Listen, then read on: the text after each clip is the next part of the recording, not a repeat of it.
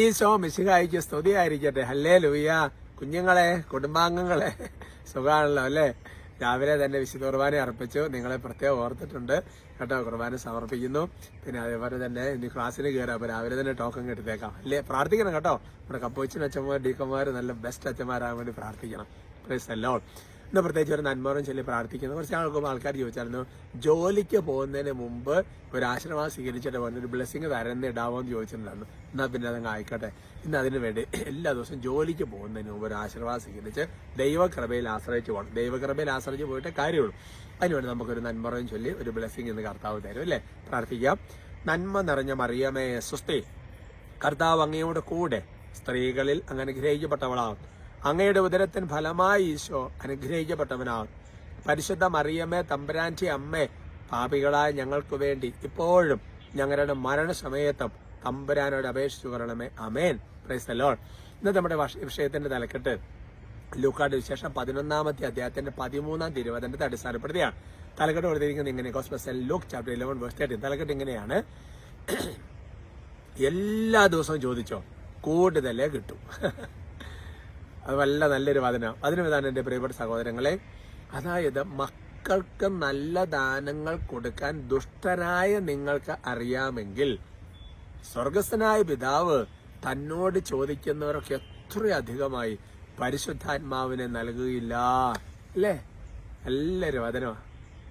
പരിശുദ്ധാത്മ നൽകുകയില്ല. അവിടെ ചങ്ങനെ ഒരു മാർക്ക് കൊടുത്തങ്ങ് അവസാനിപ്പിച്ചിരിക്കുക. എൻ്റെ പ്രിയപ്പെട്ട സഹോദരങ്ങളെ, ദൈവാത്മാവ് വെളിപ്പെടുത്തുകയാണ്. ചോദിക്കും നിങ്ങൾക്ക് ലഭിക്കും, അന്വേഷിക്കും നിങ്ങൾ കണ്ടെത്തും. അങ്ങനത്തെ വചനങ്ങളെല്ലാം കർത്താവ് പറഞ്ഞിട്ട് ഇപ്പം നമ്മൾ കഴിച്ച് മാർക്കോസ് പല മത്തായാലും ഒക്കെ കിടക്കുന്നുണ്ട് തിരുവചന ഭാഗങ്ങൾ. 2 സ്ഥലത്തുണ്ട് സെയിം ആയിട്ട്. അപ്പോൾ ഒരു സ്ഥലത്ത് പറഞ്ഞിരിക്കുന്നത് ഇങ്ങനെയാണ്, അതായത് മക്കൾക്ക് നല്ല ദാനങ്ങൾക്ക്, മകൻ ചോദിച്ചാൽ മറ്റേ അപ്പം ചോദിച്ചാൽ മുട്ട, അല്ല മുട്ട ചോദിച്ചാൽ പാമ്പ്, തേളെന്നൊക്കെ പറഞ്ഞ സംഭവം അതെല്ലാം വേറെ സ്ഥലത്ത് കിടക്കുന്നത്. എന്നിട്ട് പറയാണ് മക്കൾക്ക് ദാനം കൊടുക്കുക. എന്നിട്ട് നമുക്കൊരു കുത്തൻ, ദുഷ്ടരായ നിങ്ങൾക്കറിയാമെങ്കിൽ. നമുക്ക് ചെറുതായിട്ട് ഇച്ചിരി ദുഷ്ടതരം ഉണ്ടല്ലോ, പക്ഷെ സർവസ്വനായ പിതാവ് അങ്ങനെയല്ല. അപ്പൊ നമുക്ക് ഇച്ചിരി തിന്മകളും നമുക്ക് നമ്മുടെ കൊനഷ്ടവും നമ്മുടെ സ്വാർത്ഥതയും നമ്മുടെ ഇഷ്ടമില്ലായ്മയും നമ്മുടെ ഒരു രീതി ഉണ്ടല്ലോ, ചിലർക്ക് കൊടുക്കും ചിലർക്ക് കൊടുക്കുക, ഇതെല്ലാം ഉള്ള അതാണ് പറഞ്ഞത്. അപ്പോൾ പിന്നെ അങ്ങനെ തന്നെ ചോദിക്കുന്നത്, മക്കൾക്ക് നല്ല ദാനങ്ങൾ കൊടുക്കാൻ ദുഷ്ടരായ നിങ്ങൾക്ക് അറിയാമെങ്കിൽ സ്വർഗസ്വനായ പിതാവിന്റെ പ്രത്യേകത പരിശുദ്ധനാണ്, പാപമില്ല അല്ലേ? അപ്പൊ അതുകൊണ്ട് സ്വർഗസ്വനായ പിതാവ് തന്നോട് ചോദിക്കുന്നവർക്ക് എത്രയോ അധികമായി പരിശുദ്ധാത്മാവ് നൽകുകയില്ലേ?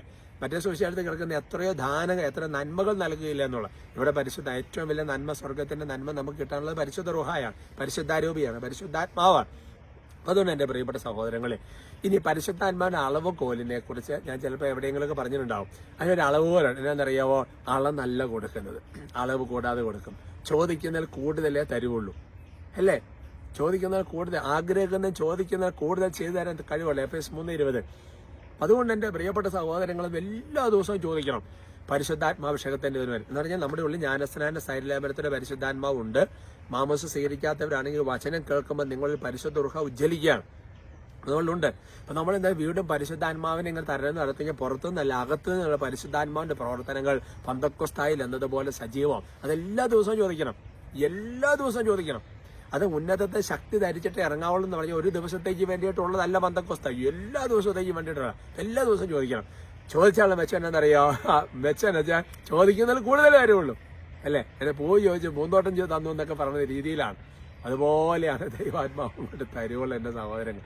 എല്ലാ ദിവസവും ചോദിക്കണം, പരിശുദ്ധാത്മാവിനെ ചോദിക്കണം, കൂടുതലേ കിട്ടുമെന്നുള്ള ഡെഫിനിറ്റ്. ബൈബിളിലെ വചനം കണ്ണുപൂട്ടി വിശ്വസിച്ചു.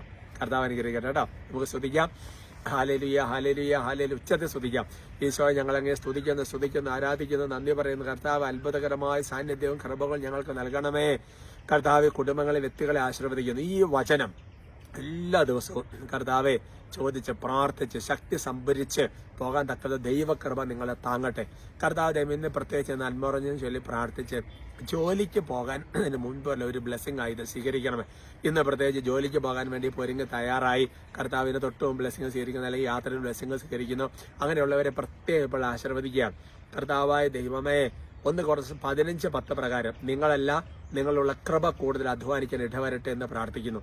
കർത്താവെ ഈ ജോലി ദിവസങ്ങളിൽ മടുപ്പോ ക്ഷീണമോ നിങ്ങളെ ബാധിക്കാതിരിക്കട്ടെ. ഉത്സാഹത്തിന്റെ ആത്മാവ് നിറയട്ടെ. അവൻ എല്ലാ കാര്യങ്ങളും നന്നായി ചെയ്യുന്നു. അങ്ങനെ ചെയ്യുന്ന ഒരു കൃപയുടെ അഭിഷേകം നിറയട്ടെ കർത്താവ്. അതിനിടയിൽ നിങ്ങൾക്കുണ്ടാകുന്ന ഞെരുക്കങ്ങളൊക്കെ അതിജീവിച്ച് അവന് കൃപ ലഭിക്കട്ടെ.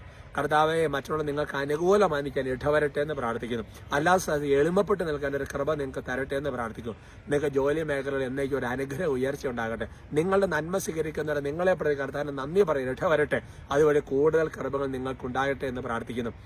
തിരുരക്തത്തിന്റെ സംരക്ഷണം, യേശുവിന്റെ നാമത്തിന്റെ സംരക്ഷണം, യേശുവിന്റെ വചനത്തിന്റെ സംരക്ഷണം, യേശുവിന്റെ കുരിശിന്റെ അടയാളത്തിന്റെ സംരക്ഷണം, മാലാഖമാരുടെ പ്രത്യേക സംരക്ഷണം, പരിശുദ്ധരുടെ പ്രത്യേക മാധ്യസ്ഥം, വ്യവസായ പിതാവ് ജോലിയുടെ കാര്യങ്ങളെയൊക്കെ നിങ്ങളെ പ്രത്യേകം സഹായിക്കട്ടെ കർത്താവ്. ഇന്നുണ്ടാകാൻ പോകുന്ന എല്ലാ ദുഷ്ടാത്മ ശല്യങ്ങളും ബന്ധിക്കുന്നു. നമ്മുടെ കർത്താവ് ഈശോമിശിഹായുടെ കൃപയും പിതാവായ ദൈവത്തിന്റെ സ്നേഹവും പരിശുദ്ധാത്മാവിന്റെ സഹവാസം നിങ്ങൾ എല്ലാവരോടും കൂടി ഉണ്ടായി ഇപ്പോഴും എപ്പോഴും എന്നേക്കും. ആമേൻ.